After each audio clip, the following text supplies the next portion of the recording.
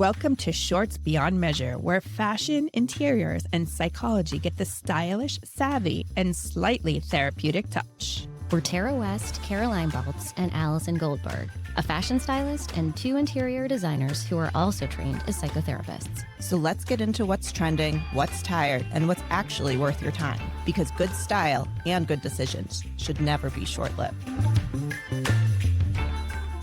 Good morning, ladies. Hi. Are we in March now? I mean, we are. Yeah. That's so crazy. February went quickly, right? Yeah, it flew It by. did. January kind of was like slow motion. January is like a year in a month. Yes. Yes. So I have some, I need a little parenting advice. And since I mean, Get rid of the kids. Allison, I don't know. I know you have a son. He's younger, so I don't know. But maybe this will help you. I'm going to ask Caroline because I have a teenage son. He's 15. Love him. I love you, Hudson. I'll never listen to this. Drew's 14 and a half. Okay, so Yeah. you can maybe. So I don't know. I can't deal. Yeah. Like, he is so emotional. Now I have 2 girls that are older, which they were emotional, but a different kind of emotional. Yeah, they were And- just bitches. Yeah, but then they'd like move on. Yeah. Oh, interesting. Yeah, and Hudson, like, so we have like a very sweet relationship, but man, it has not been sweet lately. And he is a monster. And I am like, who is this child? He's hurt my feelings. My Yeah. feelings Yeah. are hurt. He's mean. Yep. Well, Drew can be mean. He can hit at the jugular, right? But I feel like it's more acceptable for girls to be emotional. It's not as acceptable for a boy. So it's just harder, right? Like they don't know how to express themselves in the same way. Like my daughter Chloe will, talk my ear off about any problem for hours, and Drew holds it in. Maybe Hudson does something similar and then explodes Well, and at he you? does, and the other thing is my girls were like, they are way oversharers, where I'm sometimes like, I don't know if I need to know that. They should hang out with me. Yeah, you guys would get along famously. But with Hudson, like, he only tells Penelope things, and then I find out, and these are things that I need to discuss as a mother. Yes. Because Like then what? Tell us all of Hudson's secrets. well, Hudson. No, I'm just no. just Well, I was kidding. gonna say a lot of girls like Hudson. He's very handsome, which Yeah. is great, but not great because He's got the riz. He's got the riz. He's got the schniz. So, but anyway, so I think when I get wind of sometimes the way that maybe he's interacting with girls, I don't like that. And then I think, am I parenting wrong, or is this? But anyways, these are things you want to talk to your son about because you want to just make sure, is it true? If you're acting that way, it's not okay to. Hudson, stop sending dick pics. What's on the internet stays forever. Now that's crazy. And that visual I do not want to see. Oh, God. But anyways, Caroline, Yes. your kids seem a little different. So No, Charlie's so hot. Am I allowed to say that about my friend's 16-year-old? It's true. My daughter got their holiday card and she's like drooling. Yes. But I don't mean in terms of that. I meant in terms of their behavior.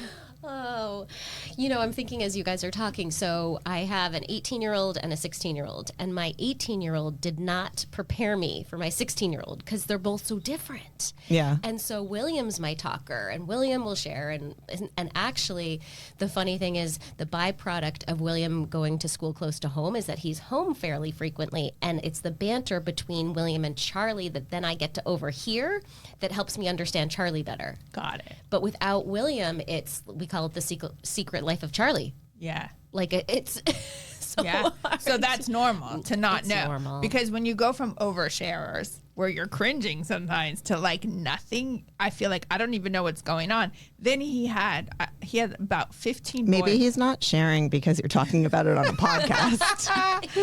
Yeah, well, and then so Penelope tells me, of course I have to say something, and then they get in a fight because Right. So that happened. But anyways, if Hudson and I got into something last week, and then he didn't talk to me for 3 days. Oh my God, I'd cry. Yeah, I was so it's painful. sad. Drew is like my snuggler. Like he's not necessarily a talker, but he'll tell me everything if I ask or if he needs to talk. Right. You'd But be if an easy mom to talk to, though, right? because I've already done everything. and they know that, and you're open with. I your mean, kids I'm like pretty that. easy too. I'm pretty cool. Not as cool as Allison, but I think, I don't know. He didn't talk to me for 3 days, and I was like, "Whoa, this is That's pretty hard. You know what I do, because that happens, like I get frustrated and I feel badly about myself in our relationship, and I'm like, you're hurting me by not talking to me. Right. But like, we have to have thicker skin, because you remember individuation, right? They're trying to be themselves. Yeah. They're trying to find their way, try things out. That doesn't mean you need to take it. And like, I'll say, Charlie, that really hurts my feelings. Like, are you intending to hurt me right now? Because this is the way your behavior is communicating. But Yeah. The other thing is I don't need to be my kid's friend. Like, I'm not their friend. And Yeah. if they want to be pissed at me for 3 days because I was right in the way that I parented, I'm okay. I am okay with that. I just can't believe that this is what's happening. I know it's short-lived and everything, and individuation. I know all that. Was it based off a punishment? Like he had a consequence and then No, he it was gave you more a just consequence? because I... Is that how you used to be? Yeah, I stopped talking to my mom all the time. I'm like, she would take something away from me and I'd literally like go into her room and like take her toothbrush. I'm like, oh, guess you're not brushing your teeth tonight. No, it's really, I just got fed up with his behavior. And so he just doesn't want to be disciplined. yeah. That's all. And it's a very meeky discipline. Who wants to be disciplined? I know. Well, But I right, think, Dave? oh boy. Anyways, we can move on. But it's Yeah.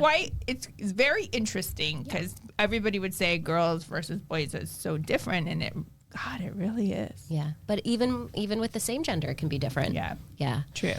But talking about behavior, right? So our theory today, or what's grounding our podcast, is Admiral William McRaven spoke at the University of Texas at a commencement speech in 2014, and he brought up the idea of make your bed. Oh, I saw this. It's like it went viral. This is the first time you're hearing of it, Allison? No.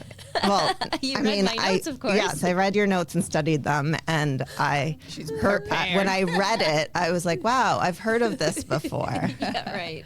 Your face just said it all. That's okay. But it's this idea of like, if you do something, you look at this visual space that's cleaned, and it's like this behavior that nobody else necessarily is going to benefit from, but you benefit from, because it's like, okay, I've done this. Now the next thing that I'm going to do is also going to be positive and have an impact. And it just kind of gets the momentum going. Do you make your bed every morning, I do. Tara? No. Same. But you know what? It's like what we do for our clients. We have a duvet. So it's really easy to do. I don't have to tuck sheets in and, whatever. And my kids actually don't even have sheets now. They just have a duvet on their bed, and that just gets washed. So they just have to throw it over. Yeah. Yeah. Yeah. Oh, you got on the trend of no top sheet? Yes. I hate that. It's in hotels now, too. Oh my God, it's so gross. I need a top No. sheet. I like a top sheet. I need one, too. But for the boys, then they just go shake with their duvet, and that's done. What about clothing? Like, do you think about what you're going to wear the next day? Do you lay it out? Do you have a plan? Like, if you're going to a meeting, do you think before, what am I going to wear?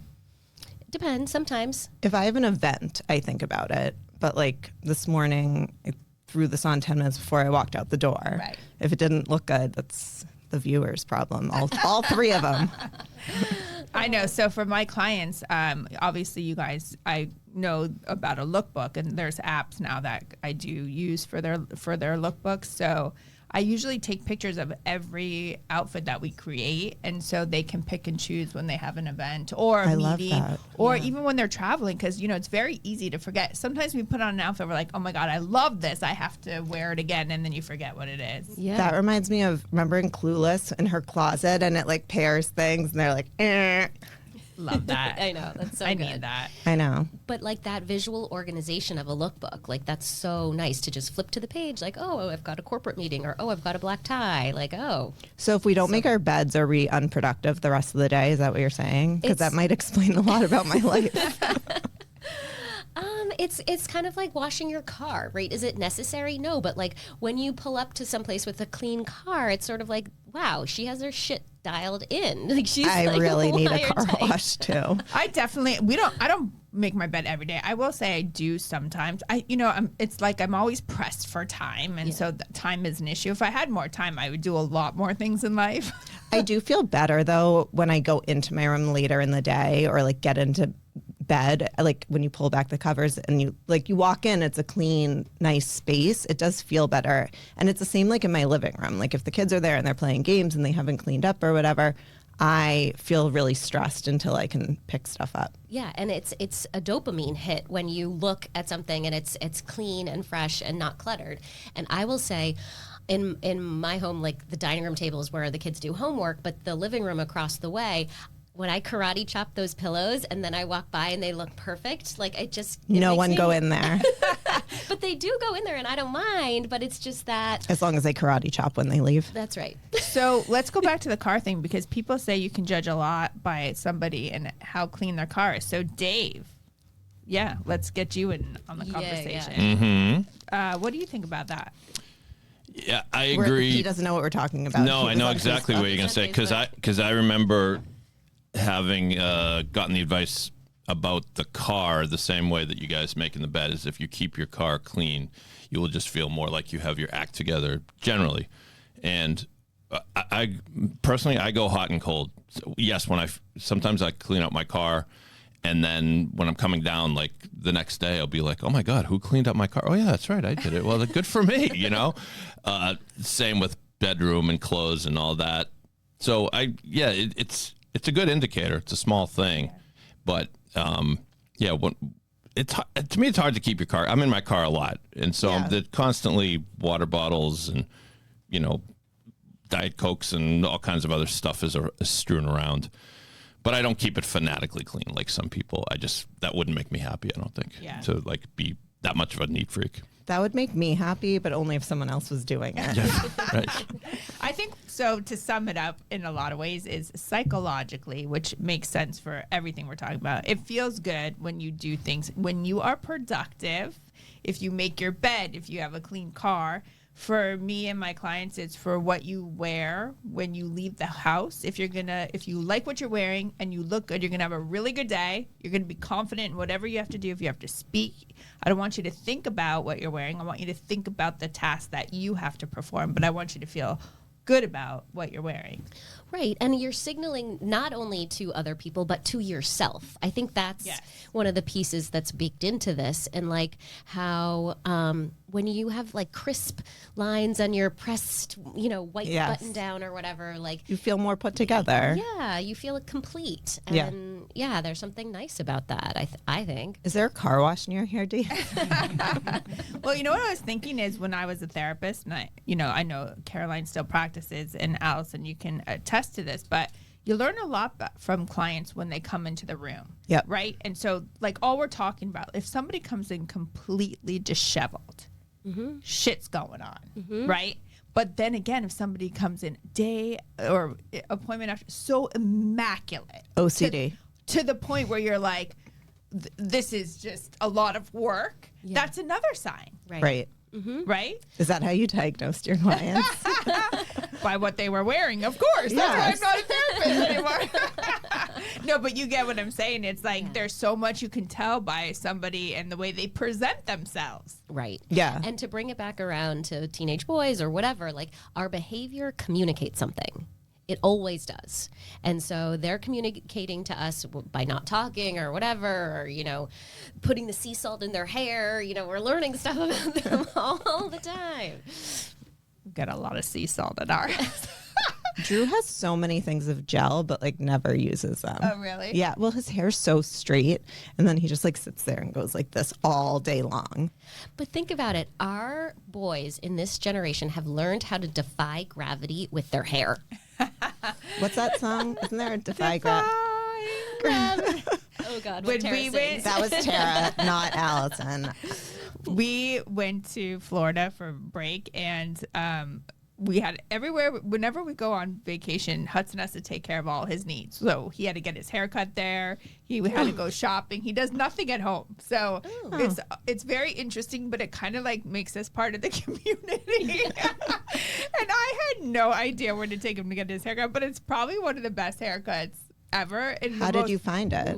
He just chat GPT. I don't know, but I was a little nervous. Where did you go? Like what part of Florida? I don't know. Oh, we went to near West Palm, like outside of it. But Florida's interesting. Like something's a strip mall. You think it's a gas station. Yeah, but it's I was gonna say you never know. It's risky. Exactly. I was very afraid, but it was one of the best haircuts. But anyways, all right. So this has been a good conversation. Thank you. Thank you, Caroline. Thank you, Allison. Thanks for reading. Apparently, Allison. Tara's done. We're wrapping it up. On to the next. Bye. Bye. That's it for this week's Shortlist. Thanks for listening. If you enjoyed today's conversation, share it, leave a review, or let us know what's on your shortlist. Shorts beyond measure, because the most important things in life can't be quantified.